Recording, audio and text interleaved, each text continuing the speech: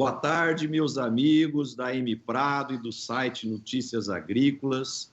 Estamos aqui hoje para iniciar uma nova fase dos nossos programas, que serão realizados agora sempre às quintas-feiras, a partir das 17 horas, onde o programa Líderes do Agro estará entrevistando os principais líderes do agronegócio brasileiro, onde a gente pretende conhecer a visão desses líderes sobre a economia, sobre o agro, sobre estratégia das suas empresas, sobre gestão, liderança, e também a gente quer conhecer um pouquinho desses líderes na sua intimidade como ser humano, como que eles se divertem, como que eles têm os seus hobbies, né, para a gente conhecer um pouco mais do lado humano de cada líder.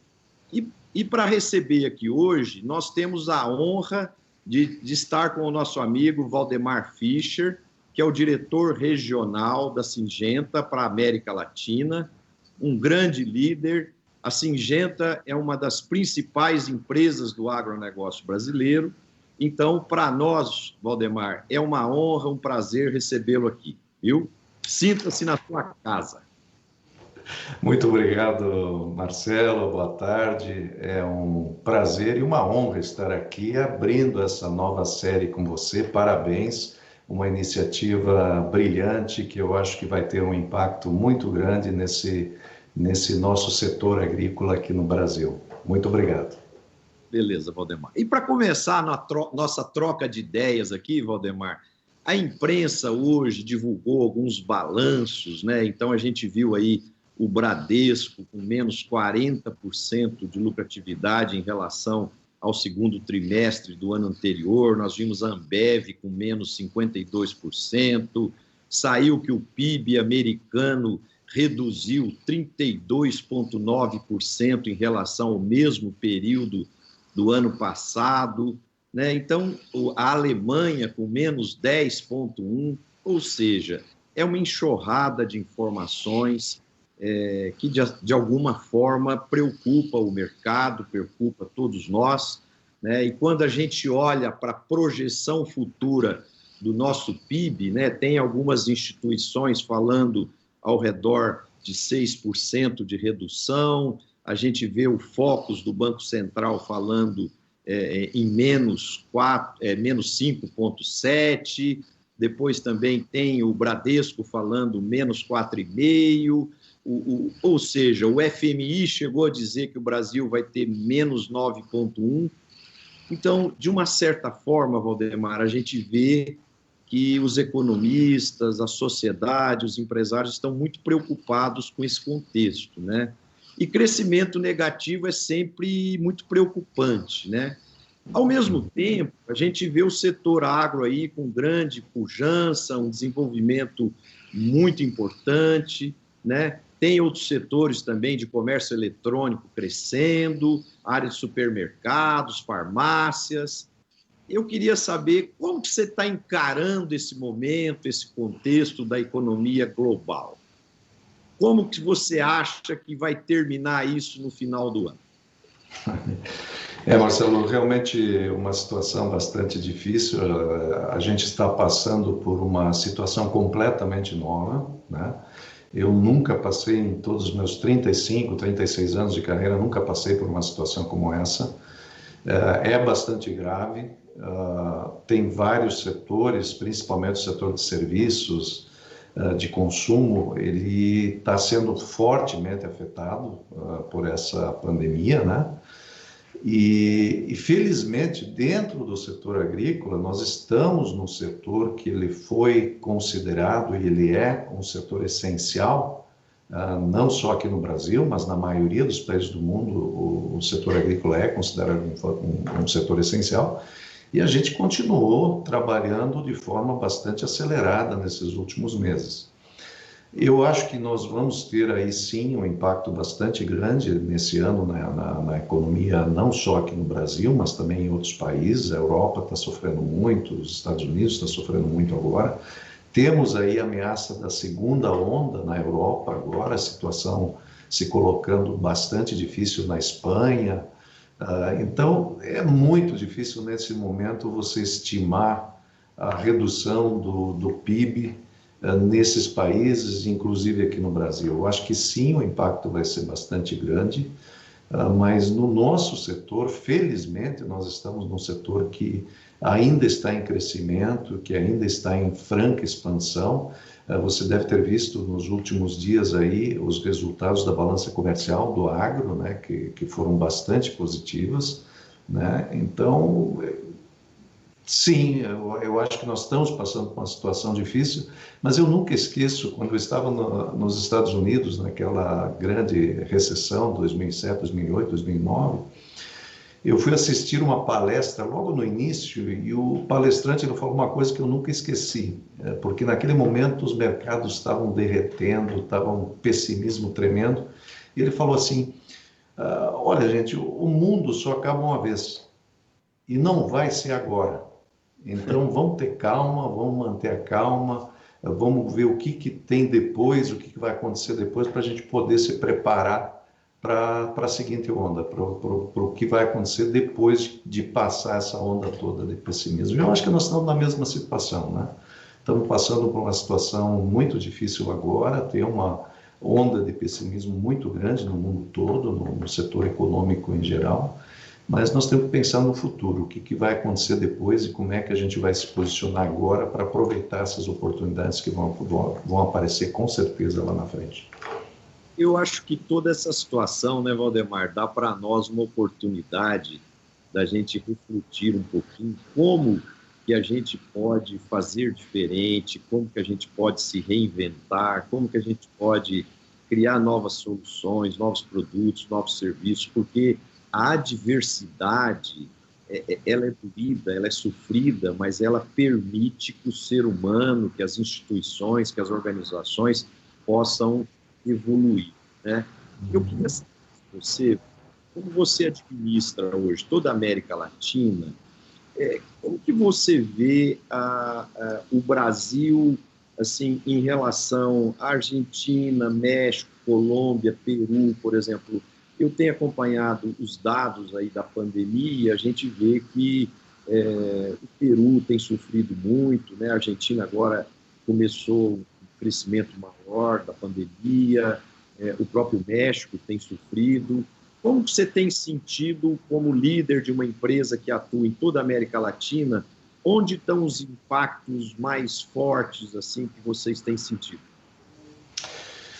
Realmente a pandemia ela está tendo efeitos diferentes nas diferentes geografias e não é só na América Latina, né? Aqui no próprio Brasil a gente está sentindo isso, né? Nós tivemos um impacto inicial muito forte em grandes capitais aqui do Sudeste, do Norte, Nordeste, e agora a pandemia ela está migrando para outras regiões como o Sul do Brasil, o Centro-Oeste. E na América Latina aconteceu a mesma coisa. A forma como nós estamos lidando com isso, nós temos alguns direcionamentos globais, que são gerais para a Syngenta, do ponto de vista de segurança das nossas atividades, das pessoas que trabalham na empresa, que essa é a prioridade número 1 da gente, né? Manter as pessoas trabalhando de forma segura, nós temos que continuar trabalhando, porque como eu comentei anteriormente, nós somos considerados um negócio, um setor essencial para a economia, manter a produção de alimentos para os brasileiros, para os latino-americanos e também para mover a economia, para as exportações, é fundamental. Então a gente teve que continuar trabalhando. Para continuar trabalhando, nós desenhamos algumas medidas, algumas orientações globais e nós adaptamos essas medidas às situações locais. Então, existem países, como você mencionou, em que a pandemia começou mais fraca, em março, abril, agora ela está aumentando. Então, a gente flexibilizou um pouco e delegou as decisões para as equipes locais. Então, nós passamos algumas orientações globais e regionais, mas delegamos a implementação e as decisões do que fazer e o que não fazer para as equipes locais nos países. Perfeito, perfeito. Eu acho que uma ação muito sábia, né? Porque ninguém melhor de quem está vivendo aquela determinada situação ao vivo ali, a cores, que são as pessoas mais preparadas para tomarem essas decisões. Ô Valdemar, uma coisa que tem preocupado muito o mundo global aí é a questão dos Estados Unidos e da China. São duas grandes nações, extremamente dinâmicas, né? E ambas hoje disputam a liderança da economia global, né? E esse estresse entre eles, de alguma forma, traz benefícios para o agro brasileiro, porque à medida que aumenta o estresse entre as partes, possibilita uma maior aproximação da China com o agro brasileiro, vamos dizer assim. E eu diria que os compradores de commodities e de produtos alimentícios chineses se sentem hoje muito mais seguros em negociar com o Brasil do que com os Estados Unidos, devido a essa disputa da hegemonia entre eles, vamos dizer assim. Como é que você acha que isso... Porque isso tem várias possibilidades, né? Eles podem se entender e criar acordos que, inclusive, fortaleceriam a relação entre eles, mas também eles podem se desentender totalmente, onde possa existir um distanciamento pleno das relações comerciais entre eles. Como que você acha que o Brasil vai se situar dentro desse contexto e como que isso pode gerar oportunidades de um crescimento ainda mais intenso para o agro brasileiro? Esse é um fator muito importante, Marcelo. Nós estamos falando aí de duas potências mundiais, e principalmente no comércio mundial. A China é o principal parceiro comercial do setor agrícola brasileiro hoje, responsável por uma grande parte das nossas importações, somente de um setor de carnes. Se você pegar a China e Hong Kong, é quase 65% do total destino de quase 65% do total das exportações brasileiras. Estados Unidos muito importante também para o Brasil, do ponto de vista comercial. Eu acho que no longo prazo, Marcelo, eles vão se entender. Eu acho que eles têm uma interdependência muito grande, essas duas nações, e elas vão ter que se entender de alguma maneira. Eu acho que o Brasil ele ocupou um espaço bastante importante nesse mercado internacional, também por outros fatores. Nós tivemos a questão da peste suína africana na China, que abriu oportunidades grandes para o nosso setor de carnes aqui no Brasil. Então, eu acho que nós estamos nos posicionando muito bem junto à China, independente do que acontecer no futuro. Eu acho que a China ela vai precisar tanto dos Estados Unidos como do Brasil, e com a competitividade do setor agrícola brasileiro hoje em dia no mercado internacional, eu tenho certeza que o Brasil cada vez mais será um parceiro muito, muito importante para a China no futuro. Nós temos aí algumas oportunidades de curto prazo, digamos assim, que nós estamos aproveitando, mas eu tenho certeza que esse relacionamento entre China, Brasil e China, Estados Unidos, eles vai seguir para o futuro. Nós não temos que comprar briga com ninguém, nós temos que produzir da forma como nós sabemos produzir e aproveitar essas oportunidades que vão surgir no mercado internacional para colocar o produto brasileiro lá. Eu penso como você, sabe, Valdemar, que uma posição de neutralidade nossa aqui seria sempre o melhor caminho para o Brasil, porque é o seguinte, é possível nós sermos amigos dos Estados Unidos e da China, mesmo que eles não se entendam, né? Vamos dizer assim, quem aqui nunca teve um casal de amigos que se separou, né? E a gente continua amigo do marido e continua amigo da mulher, e eles não vivem junto mais, não se dão, mas somos amigos dos dois da mesma forma, né? Então, eu penso que a neutralidade, nesse caso, é uma posição mais sábia. Uma ocasião, o Valdemar, eu fui à Coreia, nós fomos visitar uma empresa de produtos eletroeletrônicos, e essa empresa queria investir no agro brasileiro.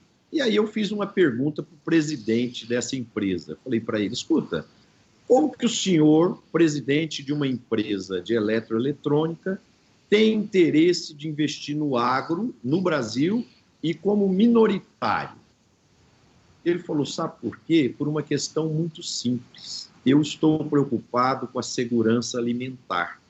A Coreia é um grande importador de alimentos e, em uma situação de seca, de conflito ou de qualquer anormalidade, eu posso um dia ter que comer uma nota de $100, né?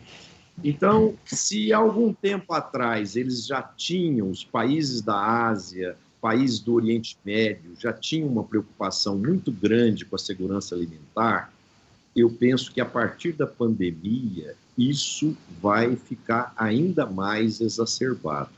E eu creio que isso pode gerar oportunidades ainda mais interessantes para o Brasil. Como você encara essa questão da segurança alimentar? Não, isso é fundamental. E a pandemia, você mencionou um ponto bastante importante aí, Marcelo, que é o seguinte: a gente está vendo vários comportamentos no comércio internacional em função da pandemia que não são muito saudáveis. A gente está vendo um aumento do nacionalismo, alguns países protegendo as produções justamente para garantir essa segurança alimentar dos seus países. Umas barreiras que nós vencemos lá atrás, há muitos anos atrás, né? E agora, em função da pandemia, está voltando. Eu acho que isso é um pouco exagerado e que pode afetar de forma negativa todo esse avanço que nós fizemos no comércio internacional nos últimos anos. Agora, é fundamental, eu acho que principalmente os países que têm uma população bastante grande e que têm uma limitação na sua área agricultável, eles vão estar cada vez mais buscando investir para garantir esta segurança alimentar, né? E estamos falando aí de China, de Índia, alguns outros países no Oriente Médio, a própria Coreia que você mencionou, né? Então, eu acho que esse é um fator bastante importante e o Brasil está excepcionalmente posicionado no comércio internacional hoje para poder aproveitar essas oportunidades, né? Nós temos algumas questões que trabalhar interna, mais do ponto de vista de narrativa do nosso setor agrícola, tanto internamente como externamente, né? Mas eu acho que nós estamos aí muito bem posicionados para aproveitar essas oportunidades que vão surgir aí nesse cenário, novo cenário internacional no pós-pandemia. O Valdemar, uma última questão aí para a gente falar do mundo e depois nós vamos entrar para dentro do nosso Brasil. Você viveu por 5 anos liderando a Syngenta na América do Norte, né? E você conviveu de perto ali com a agricultura, com agricultores, distribuição, cooperativas. E, tipo assim, se você tivesse que traçar um paralelo entre o agro americano, a estrutura fundiária americana e o agro brasileiro, o que você diria em termos de quais são as grandes diferenças que saltam aos olhos, que são extremamente perceptíveis, né? Porque são as duas nações hoje que lideram o agro no mundo, né? E o que você, como um líder que observa muito as coisas, que vivenciou essa experiência, né? Como que você sente a diferença do agro americano e do agro brasileiro? As diferenças são muitas, né, Marcelo? E tem uma que eu vou deixar para o final para mencionar, que eu acho bastante importante, mas o que mais me chamou a atenção, e eu estive nos Estados Unidos de 2005 a 2010, então já fazem muitos anos atrás, o Brasil avançou bastante desde então, mas uma das coisas que me chamou muita atenção quando eu cheguei nos Estados Unidos foi a infraestrutura, ou seja, a forma, o pós-porteira dos Estados Unidos. Eu acho que dentro da porteira para dentro, naquela época já o Brasil era bastante competitivo, mas era ficava muito gritante as diferenças entre a infraestrutura de transporte, de barcaças pelo rio Mississippi, os custos associados com essa infraestrutura para trazer insumos para dentro da fazenda e para levar a produção para fora da fazenda. Então, isso é uma coisa que me chamou bastante atenção, toda a questão de financiamento, as facilidades de financiamento da agricultura americana. Eu lembro que aqui no Brasil, antes de gerenciar a América do Norte, eu gerenciei por um ano a América Latina, e aqui no Brasil especificamente, chegava dia 31 de dezembro, o nosso contas por receber era enorme, então o capital de trabalho necessário era enorme para a empresa. Nos Estados Unidos eu tinha capital de trabalho negativo, ou seja, eu devia mais para os produtores do que os produtores para mim no dia 31 de dezembro, porque eles mandavam dinheiro para a companhia para reduzir imposto de renda, aquelas coisas todas. Mas era impressionante a capacidade da economia americana de financiar os agricultores a taxas muito baixas, enquanto que aqui no Brasil o custo do capital, o custo do dinheiro era muito alto, né? E apesar das reduções que nós vimos, principalmente nos últimos 2 anos, das taxas de juros, elas ainda são bastante altas quando comparadas com os Estados Unidos e a facilidade de obtenção. E o terceiro ponto, e que para mim é muito importante, uma coisa que eu vi, na verdade, ontem, aí nas redes sociais, que eu não tinha essa visão. A média de idade do agricultor americano está em 56 ou 57 anos. Aqui no Brasil é 46. Então, nós temos uma massa de agricultores mais jovens aqui no Brasil. E eu acho que isso pode ter e vai ter um impacto muito grande no futuro, daqui a 10, 15, 20 anos, quando nós compararmos os dois países, porque, logicamente, essa massa de agricultores mais jovens ela se formou numa época diferente e ela está experimentando tecnologias diferentes que podem ser implantadas nas suas propriedades. Então, tem diferenças bastante grandes, sim, entre o agro, a própria estrutura de distribuição dentro dos Estados Unidos de insumos é totalmente diferente do sistema cooperativista. Aqui no Brasil ele é muito mais forte do que nos Estados Unidos. Então, tem diferenças bastante grandes, sim. O Valdemar, você falou aí da importância, né, da facilidade de financiamento que a agricultura americana tem, né? E hoje a gente compara o nosso crédito rural aí, né? Vamos dizer assim, hoje, claro que varia do grande para o médio, para o pequeno, mas oscilando aí entre 4% e 6%, né? Sendo que a taxa Selic hoje é 2,25, né? Vamos dizer assim. Então, praticamente, a agricultura está pagando 200%, 300% do CDI em termos de custo de juros, né? E mesmo assim, você estava falando das mídias sociais, outro dia, num sábado à tarde, eu fazendo ginástica na minha esteira, lá assistindo alguns vídeos do YouTube, eu estava vendo o pessoal criticando o agro, que nós temos muitos subsídios, que a gente não respeita o meio ambiente, que a gente... Ou seja, pessoas muito desinformadas, né? E fazendo críticas sem nenhum fundamento.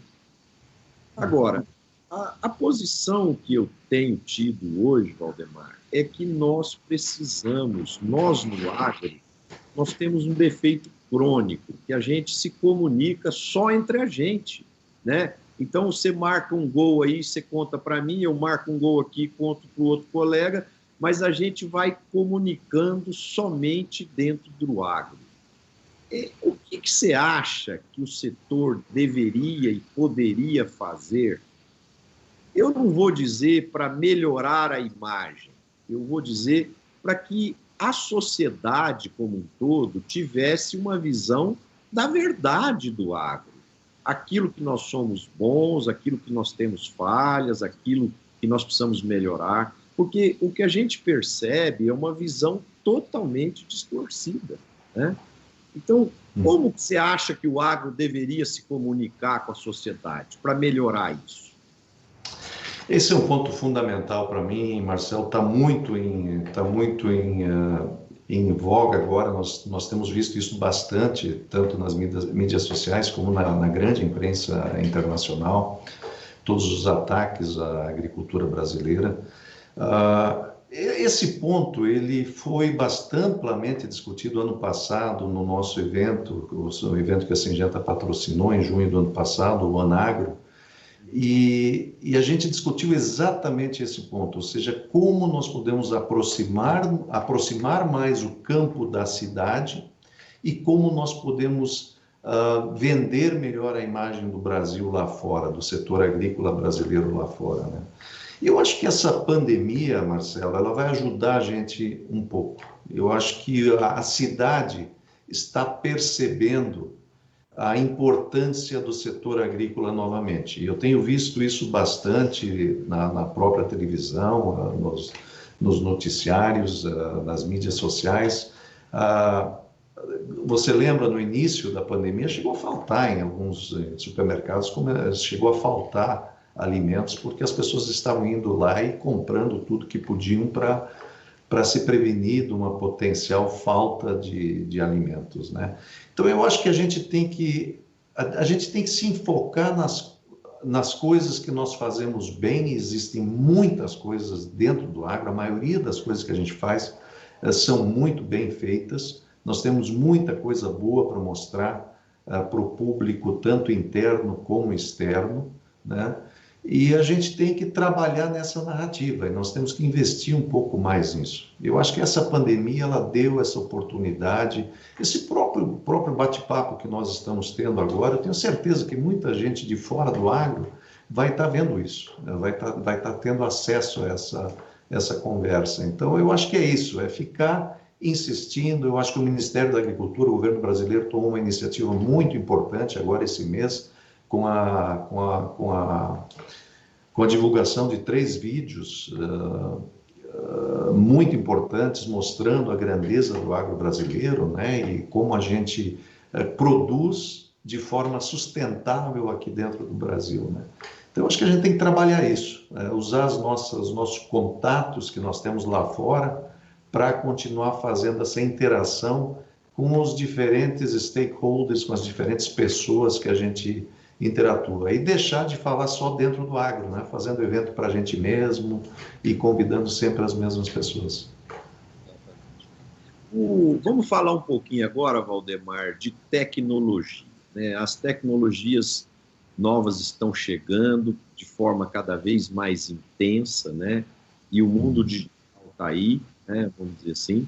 E a gente percebe, Valdemar, que muitas startups estão criando soluções fantásticas para potencializar a produtividade, para ajudar melhorar a qualidade da gestão das propriedades agrícolas. Ou seja, a gente vê hoje um mundo novo aí nesse setor, e eu sei que a Syngenta tem investido muito nisso, tem apostado nisso. E quando eu ando aí pelas fazendas, eu de vez em quando eu participo do conselho de algumas empresas agrícolas, então eu acabo escutando muito isso o seguinte: antes nós não tínhamos informação, agora nós temos tantas informações e tantos dados que muitas vezes a gente está ficando perdido, assim, de tanto dado, de tanta informação, mas nós não estamos conseguindo aglutinar aquilo num ambiente só para que a decisão se torne óbvia, vamos dizer assim. Então, como que você está vendo essa explosão tecnológica no digital? Como que você está sentindo isso? Como que a Syngenta tem encarado isso? E como que isso vai potencializar a produtividade da agricultura brasileira? O que nós temos visto nos últimos anos é fantástico, né, Marcelo? O domínio da informação, a digitalização da informação, o acesso à informação, ele é impressionante, o que nós temos disponível hoje. E provavelmente, quando você mencionou isso, você estava se referindo a grandes empresas, né? Empresas com muitos recursos, com muita tecnologia. Agora, se imagina aquele produtor pequeno, produtor médio, como é que ele se sente nessa situação toda, né? Isso que você mencionou da fragmentação das diferentes plataformas e das diferentes ferramentas, estava acontecendo também internamente na Syngenta. Nós tínhamos iniciativas nessa área digital que aconteciam aqui no Brasil, onde nós compramos uma empresa, investimos numa empresa, Strider, há 2 anos atrás, nos Estados Unidos, onde compramos 2 ou 3 empresas, na Rússia compramos outra, mas não havia uma integração de plataformas, não havia uma solução única. De que forma nós estamos enfrentando isso? Agora, no mês passado, nós lançamos globalmente a Syngenta Digital, a Syngenta Digital com a marca Cropwise. E a ideia disso tudo é criar uma plataforma única que possa integrar todas essas ferramentas e oferecer aos agricultores ferramentas de fácil interação que possam integrar essas diferentes informações. Mas eu acho que esse é um caminho sem volta, eu acho que é por aí que a gente tem que ir, até para possibilitar o acesso desses agricultores menores, pequenos agricultores de porte médio, a essas ferramentas. Eu acho que só essa integração de plataformas que vai possibilitar a gente a explorar ao máximo esses benefícios do conhecimento em detalhes do que está acontecendo numa fazenda.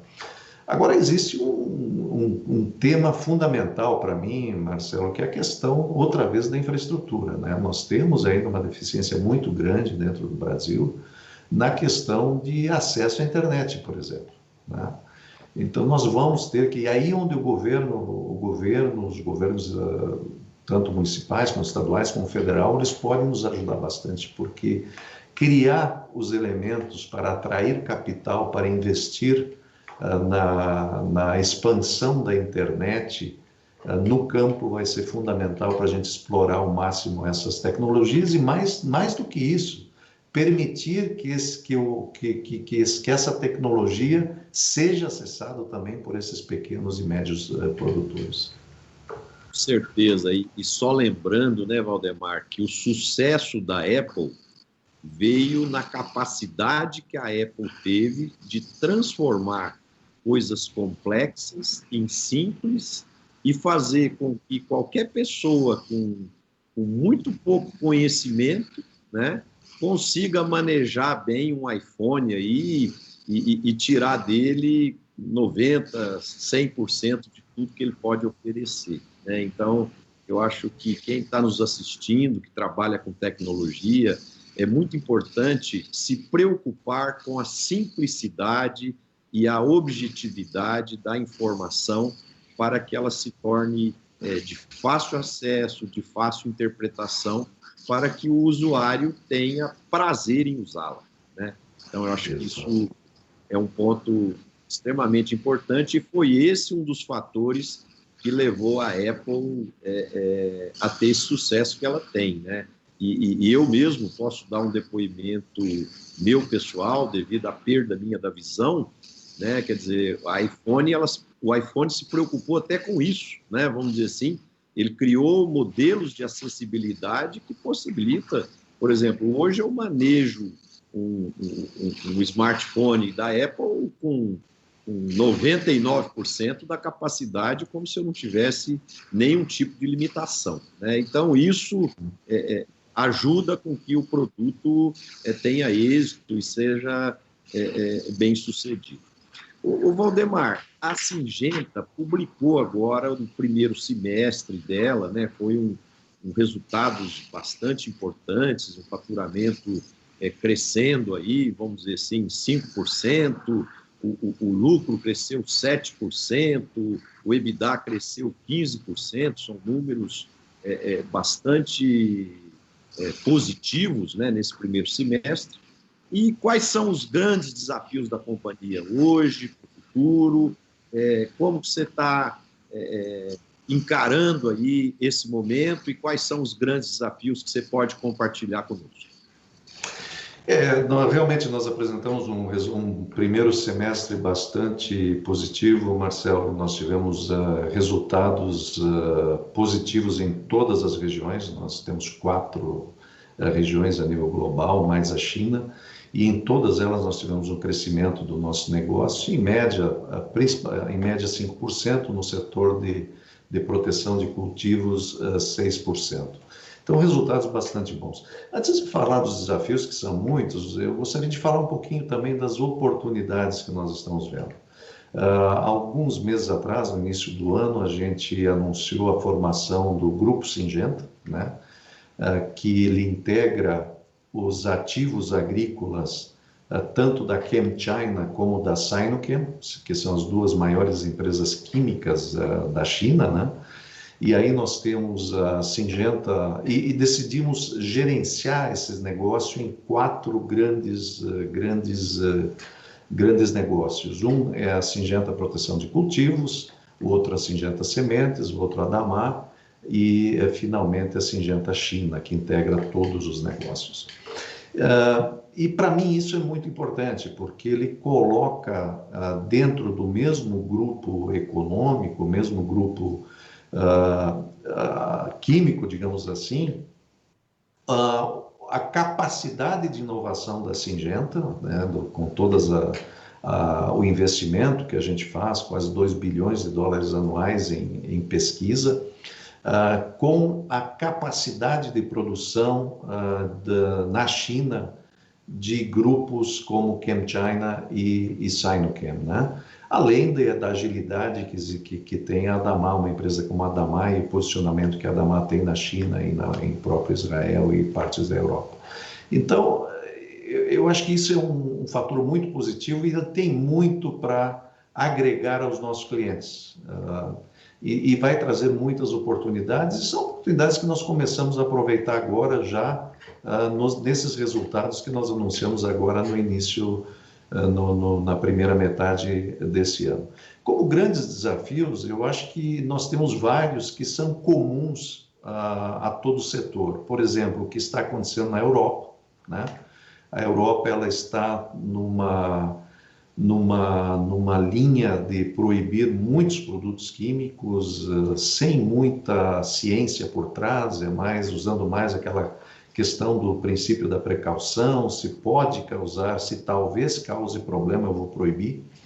Então, esse é um mercado muito importante para a Syngenta a nível global e para todo o setor agrícola, e ele está sendo muito afetado, né? Logicamente, isso traz oportunidades para países como o Brasil, por exemplo, para toda a América Latina, onde nós vamos poder, tenho certeza, fornecer produtos agrícolas para a Europa, que vai ver sua produção afetada. Eu não tenho nenhuma dúvida em relação a isso. No momento em que você começa a restringir o acesso a novas tecnologias aos agricultores, não tem como não afetar a produtividade desses agricultores. Então, esse é um fator, um problema bastante grande que nós estamos enfrentando, um grande desafio que nós estamos enfrentando, e todo o balanço, ou seja, de quanto que nós temos que continuar investindo em inovação para gerar novas tecnologias, novos produtos que os agricultores precisam,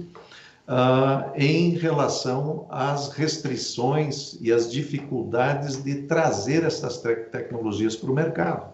Você sabe que aqui no Brasil, não é nada novo no nosso setor, leva quase 10 anos para registrar um produto novo. É um absurdo, né?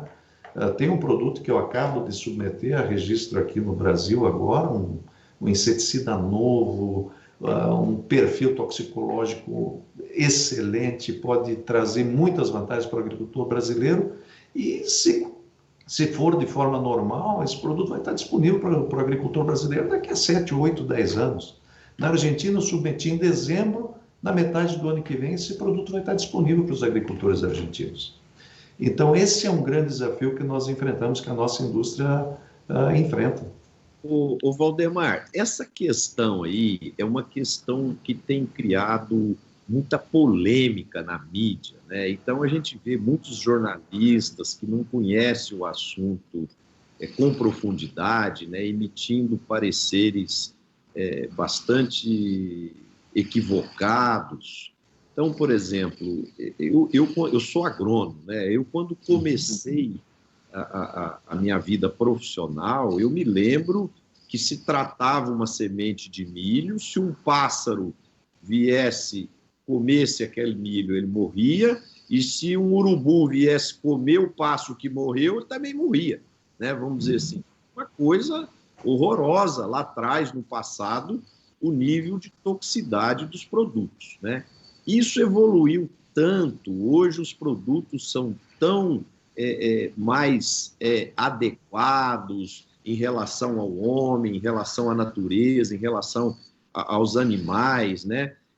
Por exemplo, quando o governo tem acelerado esse processo que você acabou de citar, né, a gente vê críticas intensas que o governo está liberando muitos defensivos e tal. E eu penso que aí volta naquela questão da comunicação. Nós precisamos comunicar melhor com a sociedade como um todo, porque hoje os defensivos são muito mais seguros, de toxicidade muito baixa, né? E a sociedade ainda acha que tem essa série de problemas que são apontados aí no mercado, né? Então, eu acho que esse é um ponto também que precisa ser melhor trabalhado no setor, e as próprias indústrias, né, como um todo, precisam se comunicar melhor, porque, por exemplo, nós estamos vendo agora essa nuvem de gafanhotos aí na Argentina. Na né? Argentina.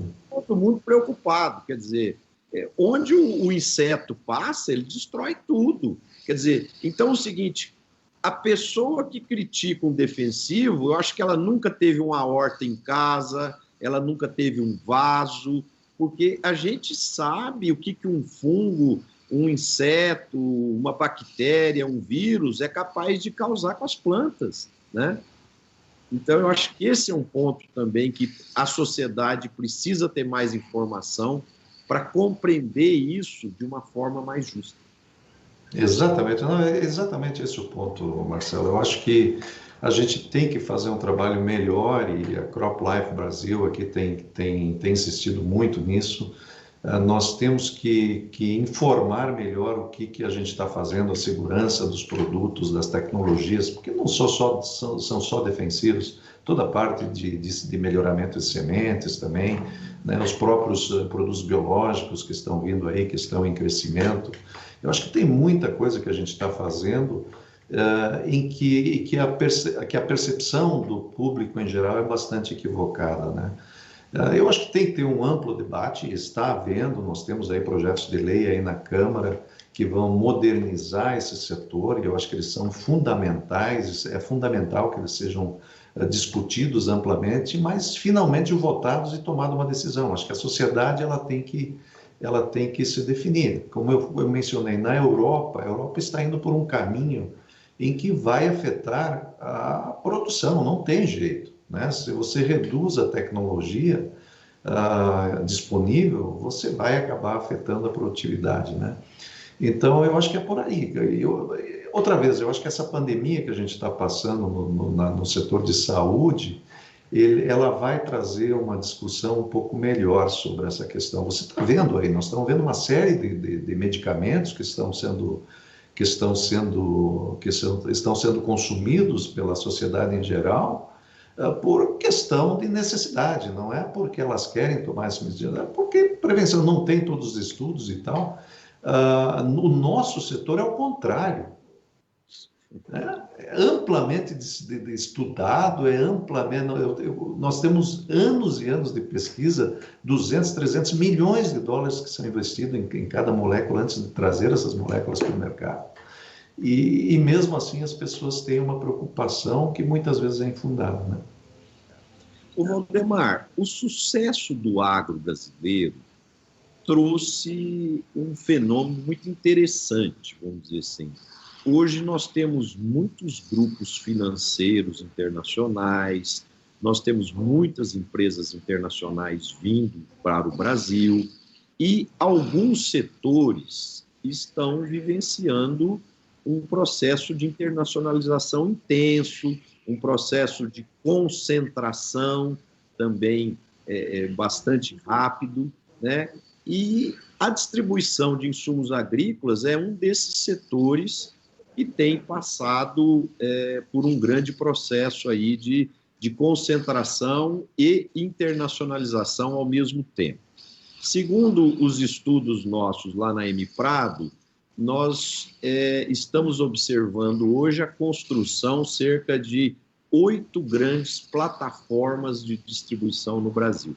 Como que você está vendo esse processo de internacionalização na distribuição e concentração? Você acha que, por exemplo, lá no modelo americano, os 5 maiores chegam a ter cerca de 50% do mercado? Você acha que isso vai acontecer aqui?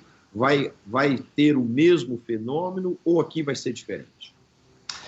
Olha, eu falei que os dois mercados são bastante diferentes, então eu acho que o resultado final também vai ser diferente. Agora, começando pelo princípio da sua colocação, Marcelo, a internacionalização e a entrada de capital, toda vez que entra capital, eu vejo com excelentes olhos, eu vejo com muito bons olhos. Ou seja, o fato de grandes grupos ou fundos estarem dispostos a investir nesse setor, para nós é extremamente benéfico. E só pode trazer coisas boas para o setor. E eu acho que era natural que isso acontecesse. Nós tínhamos um setor de distribuição de defensivos bastante fragmentado, né? E que estava passando por uma situação difícil do ponto de vista de rentabilidade. Quando acontece isso, é natural que venha uma consolidação. Isso aconteceu no nosso setor já 2 vezes nos últimos 30 anos, né? Eu comentei o custo do desenvolvimento de uma nova molécula pelo rigor dos estudos e das necessidades regulatórias em todo o mundo. Isso levou 2 consolidações grandes da indústria e talvez não tenha terminado ainda, provavelmente vai continuar, né? Então, eu acho que, em primeiro lugar, é bem-vindo eu acho que essa consolidação ela é bem-vinda, é a injeção de capital no nosso setor, que é bem-vindo. Como isso vai terminar é um pouco difícil de saber. Eu acho que não vai ser tão consolidado como nos Estados Unidos. Nós temos uma situação diferente aqui de mercado, por exemplo, nós temos grande parte do nosso mercado que são vendas diretas, né, que não passam pela distribuição, elas vão direto do fornecedor de insumos para o usuário final, que é diferente dos Estados Unidos, né? Então, eu acho que o resultado vai ser diferente. Nós vamos ter uma consolidação, sim, nós vamos ter grandes grupos aqui no Brasil, mas eu acho que esses grandes grupos eles vão ter que ajustar a sua forma de atuar às condições do mercado brasileiro, que são diferentes do mercado americano. Waldemar, agora vamos falar um pouquinho de liderança, né? A gente tem visto a importância cada vez maior que os líderes precisam ter carisma, precisam ter habilidade de usar o lado direito do cérebro e da inteligência emocional para conseguir motivar pessoas, aglutinar equipes. Na sua vasta experiência de um executivo bem-sucedido, na sua visão hoje, qual que é o modelo de liderança capaz de entregar melhores resultados num contexto onde o ser humano cada vez mais quer participar, quer ser ouvido, quer estar diretamente envolvido nas decisões? Se você tivesse que escolher um líder a colocar numa empresa sua hoje, qual o estilo que você buscaria e por quê? Essa é uma pergunta bastante complexa, né, Marcelo? Em primeiro lugar, eu acho que um líder ele tem que conhecer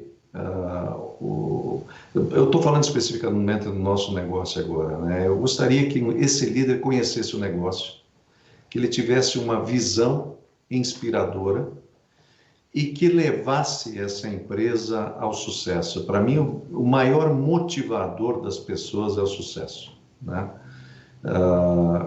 Não tem nada que faça melhor para as pessoas do que elas realmente se sentirem que fazem parte de um time vencedor, né? Você pode ter o melhor ambiente de trabalho, as melhores condições, melhores benefícios, mas se no final do dia você tem a sensação de que perdeu de goleada, eu acho que você não vai se sentir bem, né? Então, eu me inspiro muito. Não sei, você conhece a minha história, né? Eu trabalhei 24 anos na Syngenta, saí da Syngenta, fiquei 10 anos fora da Syngenta e acabei voltando para a Syngenta há 2 anos atrás. E eu só voltei para a Syngenta por causa dos líderes da organização. Antes de voltar para a Syngenta, eu sentei com o presidente da área de proteção de cultivos, com o CEO e com o CEO da companhia, e eu praticamente entrevistei eles. Eles me entrevistaram, porque um deles pelo menos já me conhecia bem. Mas eu queria saber qual era a visão deles para a companhia, o que eles estavam pensando em fazer, o que eles achavam que estava errado, para onde eles queriam levar essa companhia. E só depois eu me identifiquei com isso e eu achei que era um projeto que me atraía bastante. Eu acho que com as pessoas que trabalham para a gente é assim também. Elas olham para cima e querem saber qual é a direção que a gente está dando para a organização, para onde que a gente quer ir, né? Não é o que nós fizemos no passado, mas o que nós pensamos em fazer no futuro. Então, eu me inspiro muito nos líderes atuais da Syngenta, o Eric, o John, que são pessoas que eu respeito muito e que me motivam todos os dias para começar o dia com toda a energia, né? Legal.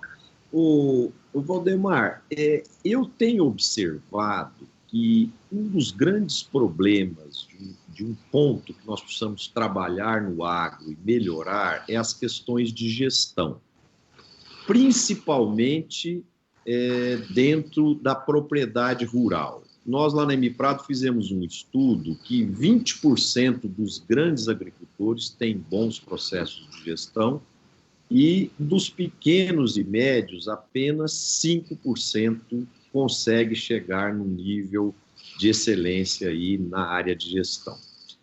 E isso faz com que haja muito desperdício de riqueza gerada dentro da propriedade rural, né?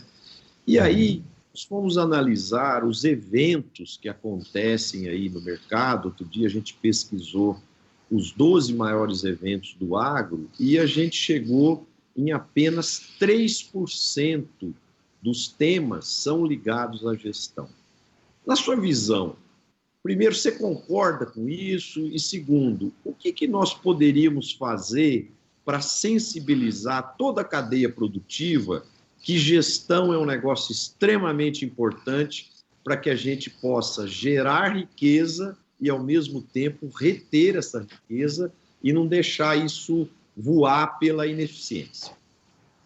Não, eu concordo plenamente com isso, Marcelo. E a ineficiência, as dificuldades, as deficiências na gestão, elas ocorrem também nas grandes empresas, né?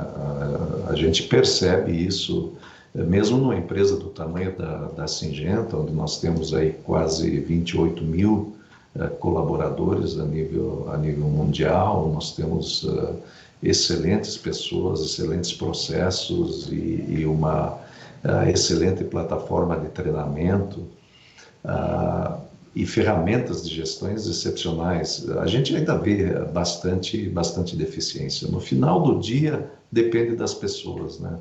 E da implementação e uso dessas ferramentas, porque se as pessoas não estão usando de forma adequada essas ferramentas, no final os resultados também vão sofrer bastante, né? Então eu concordo com você, eu acho que isso aí é um trabalho de dia a dia, é ficar batendo em cima até a gente conseguir mostrar essas ineficiências que ocorrem em toda a cadeia e o que a gente pode ganhar investindo mais nessas ferramentas de gestão, né? Bom, só para complementar, você conhece muito bem isso, um trabalho que a gente começou junto com a M Prado há talvez 20, 25 anos atrás, né? Tanto internamente na Syngenta como na área de distribuição, e os resultados que a gente conseguiu com isso foram excepcionais, né? Com pequenas mudanças na área de gestão, os resultados foram fantásticos, né? O Valdemar, e você é um grande executivo, um profissional extremamente dedicado. Agora, como que é o Valdemar no final de semana? O que você gosta de fazer? O que você gosta de ler? Gosta de fazer exercício? Gosta de ver o futebol? Qual que é o seu lazer, Valdemar? Olha, em primeiro lugar, eu adoro futebol. Para mim, futebol, eu posso assistir de manhã, de tarde, de noite. Sou sócio do Colorado Porto Alegrense, de cadeirinha, carteirinha, e sigo o futebol com bastante carinho. Não temos tido muito sucesso nos últimos anos, mas nem por isso a gente desiste, né? É uma coisa de coração. Então, o futebol para mim sempre foi, né? Eu, quando fui para os Estados Unidos, me juntava lá com a comunidade latina, a gente eu jogava lá na liga local, num time local. Então, sempre foi minha paixão o futebol. Gosto muito de filmes, gosto muito de assistir filmes na televisão, leio bastante, leio 2, 3 livros por mês. Tendo morado nos Estados Unidos, tendo minhas filhas morando lá, eu tenho acesso a bibliotecas digitais americanas, então emprestar livros, consigo emprestar livros de lá, tenho uma propriedade lá, tenho um apartamento lá, sou sócio da biblioteca local, então eu alugo esses livros digitais para ler. Tenho cachorros, gosto muito de passear com os cachorros também. Todos os dias saio de manhã para caminhar com os meus cachorros. Tenho minha fazenda, que não é um hobby, mas não passo tanto tempo como eu gostaria de passar lá, mas gosto muito de ir lá, andar a cavalo, conversar com o pessoal. Então é isso aí, Marcelo. É uma vida simples, eu não tenho aí grandes luxos. Gosto de passar tempo em casa, agora não na pandemia, mas antes eu viajava muito, né? Ficava 3, 4 semanas fora de São Paulo, e então quando eu estou em casa eu gosto de ficar em casa, né? Aproveitar, curtir a minha casa aqui em São Paulo, os cachorros, minha esposa, conversar com minhas filhas. Então, é isso. É uma vida simples, mas que eu tenho muito prazer. É isso mesmo. O bacana da vida, né, Valdemar? A gente poder fazer aquilo que dá prazer para a gente. E como cada um de nós é um ser único, né? Cada um tem formas e formas diferentes de se sentir bem, de se sentir feliz, mas é importante que a gente faça tudo aquilo que faça bem para o coração e para a mente da gente. Valdemar, o papo está ótimo, quer dizer, aqui dava para continuar aí mais umas 10 horas aí conversando, mas nossa 1 hora aí já está chegando, né? Então, eu queria fechar pedindo que você deixasse uma mensagem para os nossos espectadores e espectadoras aí que estão nos assistindo, né? Qual que é a grande lição do momento aí que essa pandemia está trazendo para nós, e sua mensagem de esperança aí para o futuro, para a gente fechar o nosso papo. Marcelo, em primeiro lugar, muito obrigado pelo convite. É uma honra para mim e para a Syngenta estrear essa nova série com você aí. E talvez a minha mensagem seja realmente aquilo que a gente falou um pouquinho antes. Vamos ter calma, né? Essa pandemia é uma coisa nova que nós não vivenciamos na sua plenitude. Tenho certeza que em outras geografias, em outras áreas, as pessoas passaram por coisas similares, mas vamos tentar fazer uma limonada desse limão aí. Eu acho que essa pandemia está ajudando a gente a mostrar que existem outras coisas importantes, que nós temos que sempre estar preparados para aprender de diferentes situações. Vamos tomar muito cuidado, né? Eu acho que a saúde tem que estar acima de tudo, nós temos que estar saudáveis para poder produzir. Vamos nos orgulhar de fazer parte de um setor que é tão importante para a economia do país e para as pessoas. Vamos nos orgulhar disso e vamos falar disso, né? Eu acho que é por aí. Eu acho que essa seria a minha mensagem. Vamos ter calma, orgulho e confiar de que nós vamos sair dessa pandemia muito mais fortes do que quando nós entramos, e ainda vamos nos beneficiar muito das oportunidades que ela vai trazer de aprendizado e também para o nosso setor no futuro. Eu não tenho dúvida disso, viu, Waldemar, que nós vamos sair dessa muito melhores como seres humanos, como sociedade, como cidadão e também como profissionais, empresários, né? Eu não tenho dúvida disso.